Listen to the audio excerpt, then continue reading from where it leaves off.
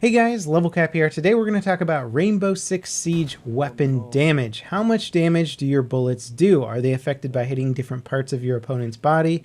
Are they affected when they go through walls? How much does your body armor reduce damage? How much does Rook's extra body armor plates reduce damage? How many walls can your bullets travel through? Is there damage drop off over distance? We're going to answer all of those questions in today's video. Now the first and most important thing that I want to address right off the bat is that you should not be paying attention to the weapon damage in the in-game menu. I was doing this for quite a while playing the game initially. I was like, oh, this gun does 50 damage. That means it can two-shot body shot, right?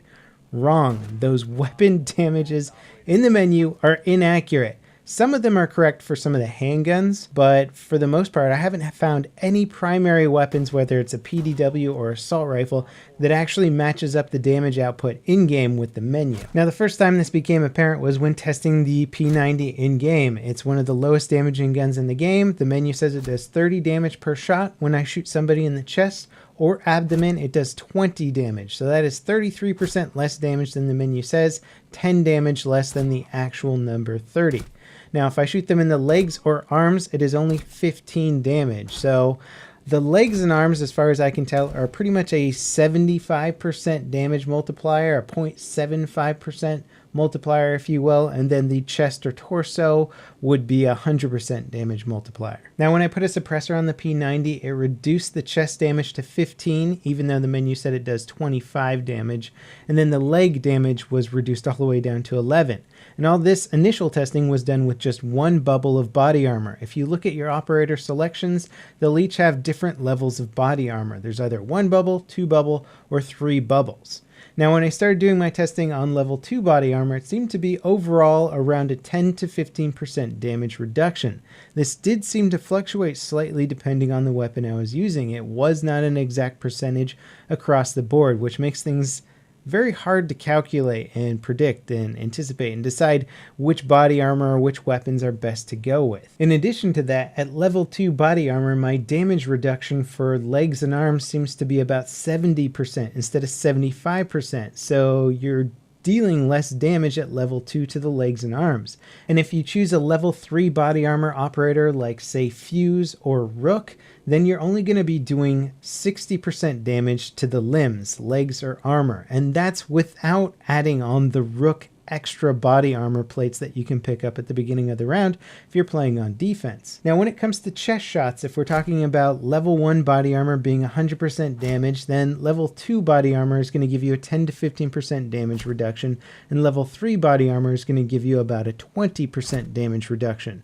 But what if you're using level 3 body armor plus Rook's armored plates? You can get a 40% damage reduction on your torso shots, which is incredible. And your legs or arms will only be taking about 33% of the maximum damage that they can take. So to give you an example, using the lowest damaging weapon in the game, the P90 with the suppressor, only 15 damage to a lightly armored target in the chest. If I shot somebody in the leg who was using Rook's armored plates and full body armor, it would only do 5 damage. Now, granted, this is an uncommon situation because the SMGs and PDWs, the lower damaging weapons in the game, are only on the defensive side and only the defensive side gets Rook. But just to give you an example, that is the least amount of damage you could be doing in the game, is to shoot somebody with Rook's body armor and level 3 armor plating in the leg with a suppressed P90. It'll only do 5 damage. So you could shoot somebody up to 20 times before they die, which is kind of crazy to think about. So in other words, body armor does an incredibly good job at reducing incoming damage, especially to the legs and torso. I mean, you got Rook's body armor on there. It's pretty much like everybody having level 3 body armor to begin with, and if you have level 3 plus Rook's body armor, you can get just an insane amount of damage reduction. Now let's talk a little bit about the other guns and what kind of damage they're doing in game versus the menu, because this is really important when you decide what weapon you want to use. The damage output is very important to deciding on your gun. The 5.52 Commando says it does 50 damage in the game menu. However, if you shoot a lightly armored target in the chest, it only does 47 damage. So you're going to need to at least 3-shot somebody in the body to down them with the 5.52 Commando. So there is a significant trade-off there, and I feel like the menu is pretty misleading with this weapon because 2 shots versus 3 shots is a big difference. But is the 3 damage reduction from menu to in-game really that big a deal? Is that the biggest offender we have here? Well, let's look at the MP5K. In-game menu, it says it does 40 damage, which is pretty darn good for a high rate of fire tiny little PDW. In actual game damage, it only does 25 damage to a lightly armored target in the chest. That is 15 damage less per shot than the menu actually says it does. Now, as much as I wanted to go through every single gun and figure out what their actual damage models were and damage values were, this game is set up horribly for doing in-game testing because of starting rounds and all that crap. It takes so long to restart rounds and reset stuff. It's just a nightmare testing all this stuff. So I'm hoping that Ubisoft in the next patch updates their menu to actually reflect the realistic game damage, because right now it's just incredibly misleading. Alright, let's mix in some wall multipliers here. I only tested it out on house. I'm hoping that the wall damage reduction is consistent on other maps though.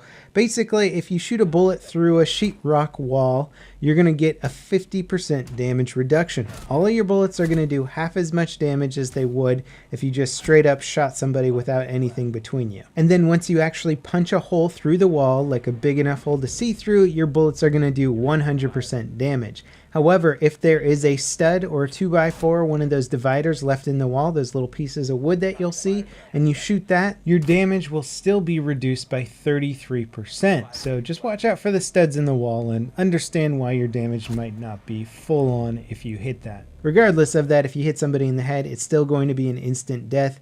Anytime you shoot somebody in the head, no matter what gun it is, how many barriers you have in the way, as long as that bullet hits its target, they're going to die. Now, how about 2 walls? People seem to think that you can shoot through unlimited number of walls and just wreck people. Well, that's not actually the case. In fact, every normal gun, that's assault rifle and PDW, at least the ones that I tested, could only shoot through 1 wall and still deal damage. 2 walls was too much. However, what happens most of the time in a firefight is you start shooting through 1 wall and it quickly punches a hole through that wall. Then your bullets go through that wall and start punching through the wall behind it. However, from the beginning of that firefight, you're never going to go through 2 walls unless you have a high-powered weapon. If you're using Glaz's DMR, not only can you shoot through castles, barricades to kill somebody on the other side, you can also shoot through the airplane windows on the airplane map, and you can shoot through 2 walls. However, you can't shoot through 3 different sheetrock walls. Granted, this would be a pretty uncommon situation, but if it was something you're trying to do, your bullets would actually stop after the first 2 walls. But if you kept shooting, you would make a hole very quickly, and then you'd be able to shoot through all 3. The same applies for Tachenka's mounted machine gun. That can go through 2 walls straight up as well. So it might give you a few more options that you hadn't thought about before, but ultimately it's still a pretty difficult weapon to use effectively. Now, weapons also have bullet damage drop off. It's hard to tell you how much because we don't have any sort of damage charts to give us accurate plots on this, but testing out the 416C on the airplane map at point blank range, it did 30 damage for a leg shot, which isn't bad. Then I had my opponent run as far away as possible. I scoped in, shot him in the leg, and it only did 17 damage. So you can get potentially like a half damage drop off at extreme ranges. Granted, these extreme ranges are fairly uncommon, but it is something also to consider when picking a weapon. Granted, we still don't know all the damage outputs of the weapons, but it's just something to keep in mind. You'll be doing less damage at range, plus the armor reduction. Again, this game favors headshots like you wouldn't believe. It doesn't matter what range you shoot somebody at. They still die from 1 shot to the head. Also, if you choose an operator that has some of those big ear cuffs on the side of his head, that counts as your headshot hitbox. So you're increasing the size at which somebody can just give you 1 little tap to the head and you'll die. It's going to be pretty tricky if you're playing a class like Blitz, because his headgear does tend to sort of eclipse his shield from time to time, and that'll make you an easy target. Now, I was hoping to give you guys a much more complete weapon damage breakdown of this game. The best I can do is give you what I've researched and found on my own. The amount of work it would take to actually go through and test every gun damage in-game would just take so much time. I'm hoping that Ubisoft includes that information in the menu, or maybe a website like Synthic.com will dig in there and start digging out the gun stats so that we can make more intelligent decisions and choices based on if we want to equip a suppressor or which weapon to run. That kind of stuff will really help us out. At the moment, it doesn't matter too much overall, because as long as you're a good shot and you aim for the head, you will get that one-shot kill. But it would be nicer to be able to understand our weapon dynamics a little bit better. Hopefully this video starts you in the right direction with some of this stuff, and maybe clears up some of the mysteries you had about how many shots does it take to shoot somebody in the body. Yeah, it can take 10 or more shots, especially if you're shooting people through wall cover and they have triple body armor plus Rook's body armor as well. You could end up putting a lot of bullets into somebody's body before they actually die. So it's kind of a weird game, like 10 shots to the body versus 1 shot to the head.